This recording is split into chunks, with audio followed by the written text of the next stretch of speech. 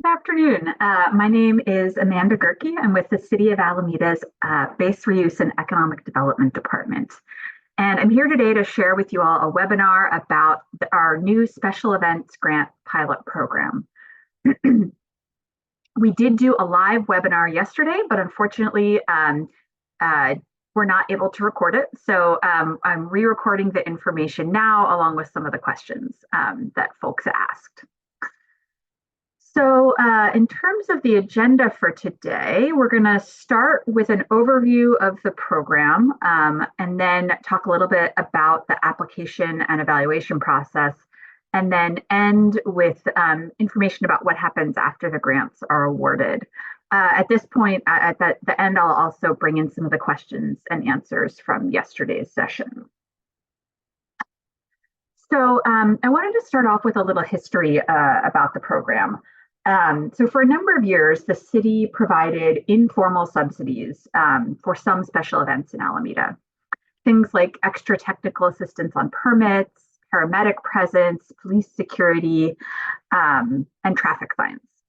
But not every event got these subsidies, and it wasn't really clear how it was decided which events would get the subsidies.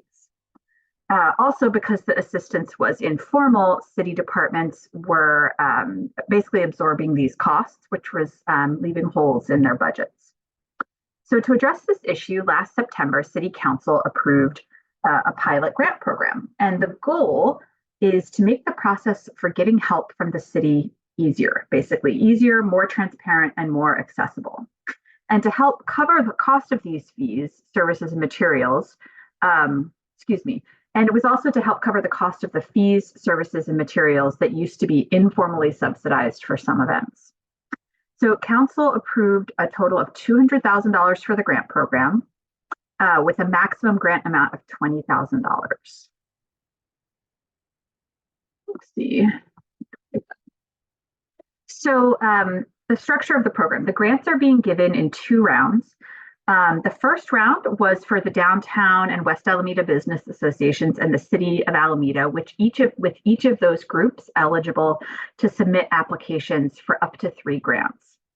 So the reason we did it in 2 rounds like this was to reflect the long-running informal support that the business associations have received from the city for their flagship events.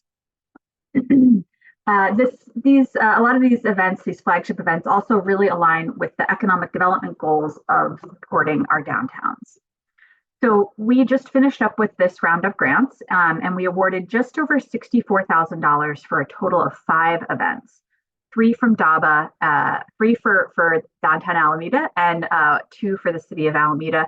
The West Alameda Business Association will be applying as part of this round of grants, the community grant round. So as the slide notes, we are now on the second round of grant funding, the community grants, as I mentioned, and we have just over $135,000 in grant funding remaining. So next I want to talk about eligibility. So in order to be eligible for this grant program, your event must take place between July 1st, 2024 and June 30th, 2025. And that is because that aligns with the City of Alameda's fiscal year, and those are the dates in which we're able to use these funds. Has to support the program goals of this program, and I'll talk more about those later. It must require a street closure or closure of any other public right-of-way or city services on the day of the event. So that could be police security, fire inspections, any other day of services. And the event cannot advocate a political position or convey a religious message. So there are also eligibility criteria for organizers. You must be a nonprofit, you must have a valid City of Alameda business license, and your events have to meet all of the city's requirements and permit conditions. So what this means is that if you have an event in Alameda and you do something that is not aligned with our requirements or the conditions of your permit. Let's say you have styrofoam food containers at the event, or you don't properly sort your garbage bins, or there's a lot of noise complaints because you go beyond your permitted time. So if you violate these kinds of rules, you may not be eligible to receive the grant the following year. So, this year we're all starting with a clean slate, but just know that moving forward, you might not be eligible. Here's basically just a quick overview of the timeline. We are taking applications now. The applications opened on February 12th, and the last day to apply is March 22nd, 2024. I do highly recommend that you get your applications in as early as possible.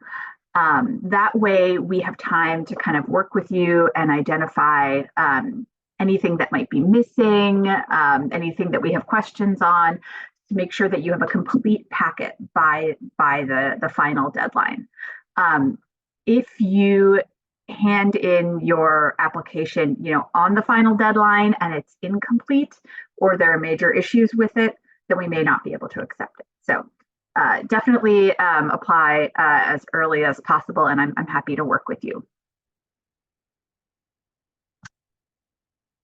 So we talked about eligible events. I also wanted to talk about the kind of costs this program can cover. So we basically divided the costs into two categories, internal costs and external costs.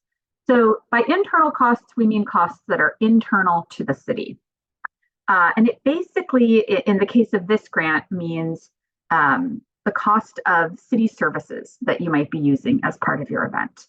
So this could include staff time on any number of things, from police security to inspections to technical assistance with your permit applications. When you are awarded grant funding in these categories, these internal costs, the award will be a number of hours of staff time, like 8 hours of police security, for example. In these cases, we will handle kind of payment internally. Your award will be a number of hours of services, but we're not going to make you sort of, pay for it and then we reimburse you. So yeah, that's too complicated. We'll handle the payment internally and you will be awarded a certain number of hours of services. So for external costs, so these are for materials and goods and services that the city does not offer. So you would need to go to an outside vendor to get these. So this could be things like traffic signage, waste sorting, or traffic engineering. So these funds will be given on a reimbursement basis. Basically, when you submit your application, you need to include copies of vendor estimates for the cost of the goods or services. And then we will use that to award you, a certain amount in your grant. And then basically what would happen is you would, have your event, you would pay your vendor, and then you would show us the final invoice and proof of payment, something like a canceled check or a credit card statement, and then we would reimburse you. So that's how, how that would work. One thing is, please, if you can avoid it, don't pay with cash, because it can make it very hard for us to verify that the payment happened. See. So this is an example of what a grant award might look like. In fact, you would actually probably, if you do receive a grant, in your grant award letter, there would be a table like this, really laying out what you've been awarded. So you can see that for the internal costs, it includes an actual sort of note about what about the number of hours of police service or fire inspection that you receive. Whereas for the external costs, it's just sort of an amount that will align with whatever is on your whatever is on the estimate that you provide us. Now, when we went through the first round of this program, we realized that we needed to be more specific about what kinds of costs are ineligible. So, for example, when we say the program will cover the cost of reviewing permits, that only applies to city permits, not those of other jurisdictions, not music licenses, that kind of thing. So we've listed a few ineligible costs here. And if you're not certain if a cost will be eligible, please reach out. and ask. I've put my email address at the bottom of this screen. So please write it down, grab a picture of it. I'm happy to work with you. One thing I do want to note is that I work part-time, so 2 days a week. So I may not be able to get back to you immediately. It may take me a day or two, but I will work with you. And it's really just another reason to get these questions in early. Because if you're asking me questions, the day before it's due and I'm not working that day, then it would be hard for me to get you an answer in a timely manner. So yes, please, I'm happy to work with you. Just please reach out to me as early in the process as possible. All right, so now I'm going to talk a little bit about the application and the evaluation process. So I'm not going to go through the application page by page. If you have any questions about it, please feel free to reach out and ask me. But there's a couple things I wanted to note. The first is that the application is a fillable form. I know that, if you open it in preview, it might not look fillable, but it is. So if for whatever reason the version that you have saved to your computer is not, please let me know. I will make sure you get a fillable form. We do prefer ideally that you fill it out electronically if you can. You can also, add attachments electronically as well if you don't have enough space. So the first half of the application, sections 1 through 3, basically asks a lot of details about your event. And I know that we're asking a lot of details for an event that might not happen for, over a year. And I definitely understand that could present a challenge. But the reason we're doing this is because these are the kinds of details that various city departments will need to know to understand and estimate what kinds of services and how many hours of services you may require. So, for example, the police department, when they're considering how much security you might need for your event, if you need security, they might be looking at things like location, number of people, how many streets and intersections you're closing. Are you serving alcohol? Is it wine and beer, or also liquor? Like there's a wide variety of things they're going to look at and that they need to understand in order to give you an accurate estimate for your grant. So sections 4 through 5 these are kind of the long form questions, although we don't encourage you to get too long with them. But these are the sections. These are the sections that we're going to use for basically evaluating your grant. So, this is kind of where you're going to tie in how your grant relates to the program goals, et cetera. And I'll talk more about that in just a minute. Not just, but first, I wanted to just talk about 2 really important attachments that we need. One is a draft public right-of-way closure map. If you're closing streets, sidewalks, bike trails, medians, any of that, we would like to know where. This does not have to be, done by an engineer. It does not have to be super technical.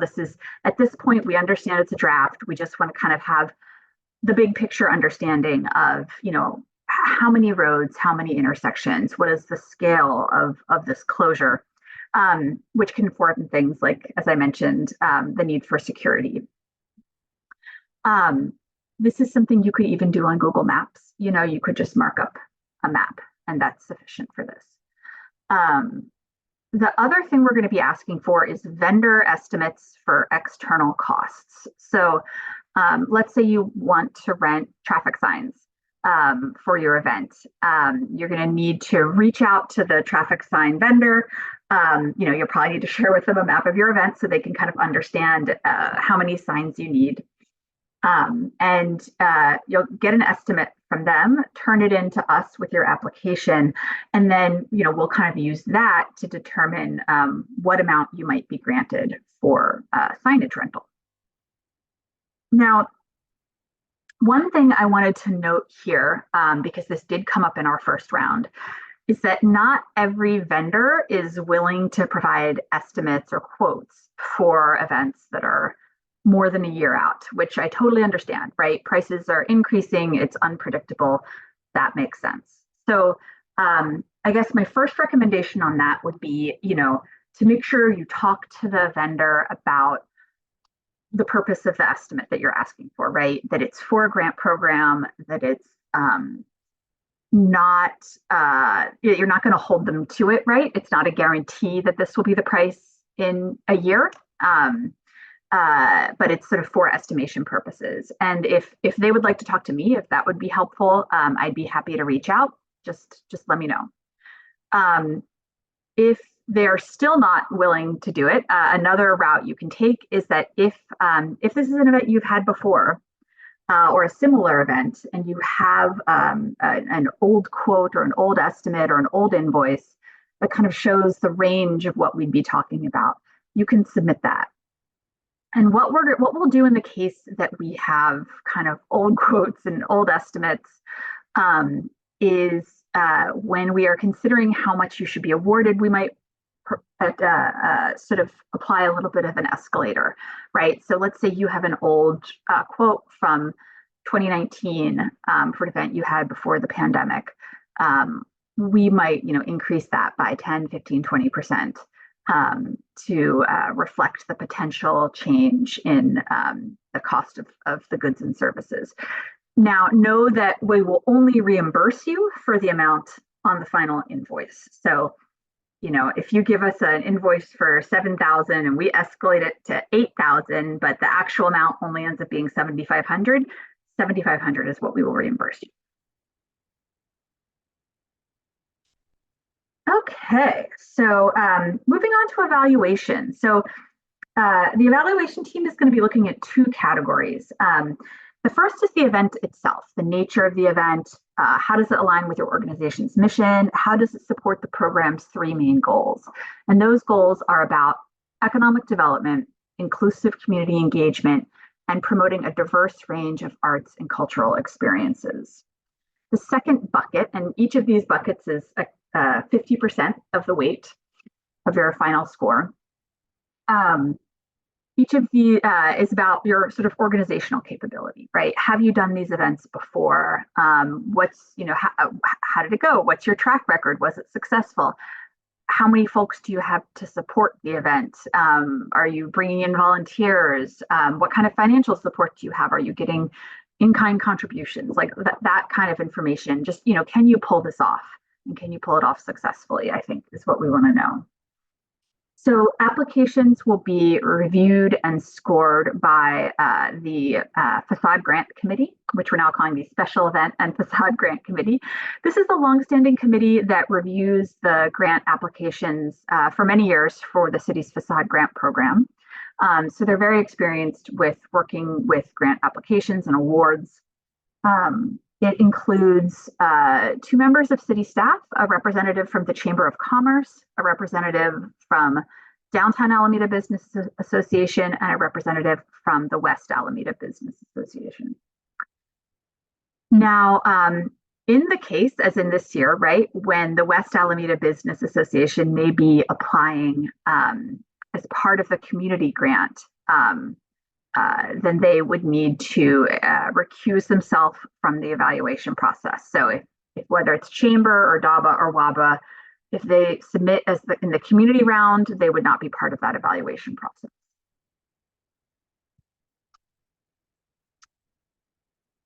Finally, I wanted to talk a little bit about what happens after your grant is awarded. So if you are awarded a grant, you'll receive an award letter and grant summary table, a little bit like the one I showed you before, detailing the services and funding that are included in your grant. We're also going to need a signed acceptance form, and this slide says W-2, but it's a W-9 form that we'll need from you that will help us just make sure that we can process your payment when the time comes. We do also ask that you acknowledge the city as a sponsor on all of your event materials. It's pretty simple. We included some language in the guidelines about that. And of course, you must apply for a special event permit. Just to be clear, this grant program does not take the place of a permit. It is in addition to the permit. So you'll need to apply for that permit. If your event is going to be at Alameda Point, you'll also need a license for it. So, and I do, recommend getting that process started as soon as possible. Just a reminder that for large events that are new to the city, or any event at Alameda Point, you'll need to allow 6 months for the special event permit process. If it is a recurring event, not at Alameda Point, it's just 3 months. So after the event is complete, we're going to ask you for an event report. This is a form we will give you, and we're just going to ask for some basic metrics and information about how the event went so we can kind of track the progress of the program.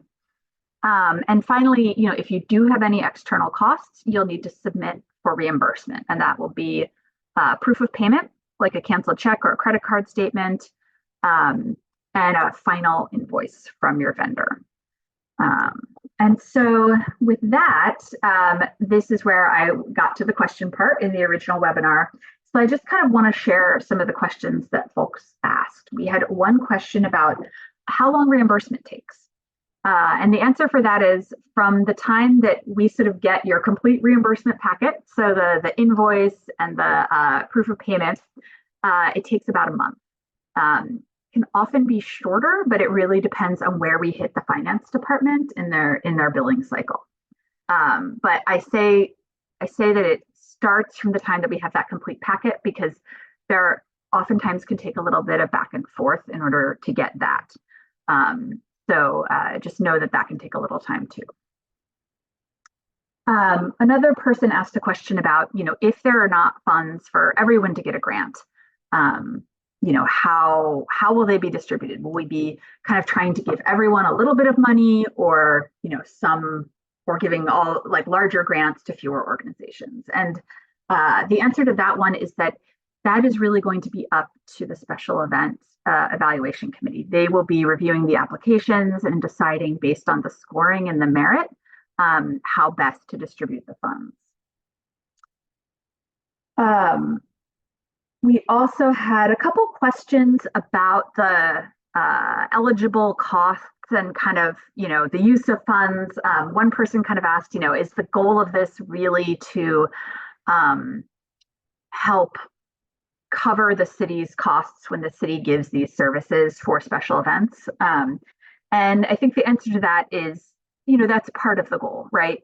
We know that in our city's special event permit process, that, we ask a lot of events, right? Because we want our events to be safe, we want them to be environmentally responsible, and we want them to sort of be respectful of the community around them and of our city. So we know we're asking a lot, we know that can cost a lot, and so we want to help support events in paying that so that they can we can keep having these events. I think, but just to be clear, it is not just city services that are covered. Through the external costs, you can also have costs from, or have services or materials from other vendors. So for example, in the past, the city has occasionally lent out road signs. I understand from the Public Works Department, they no longer want to do that. And so because that's not something we offer anymore, you are welcome through this program to kind of go out to a signage rental company and rent signs from them, and we'll reimburse you. And that can also work for purchasing compostable foodware, or working with a reusable foodware company, or working with a company that does waste sorting at the end of your event. And we did have someone kind of ask, like, can I use this for catering or entertainment or space rental? And the answer is no. This is really kind of focusing on the costs and purposes that I've already mentioned.